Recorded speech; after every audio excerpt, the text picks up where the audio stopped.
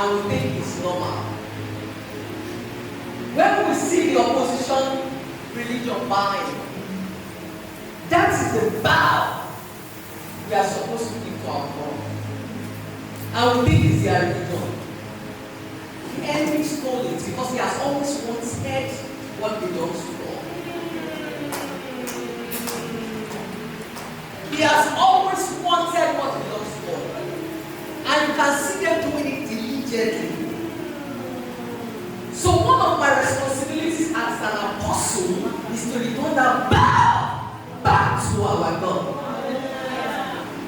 So anytime I have to minister, all worship belongs to Him, not to the enemy. All worship belongs to our God and God. Amen. Hallelujah.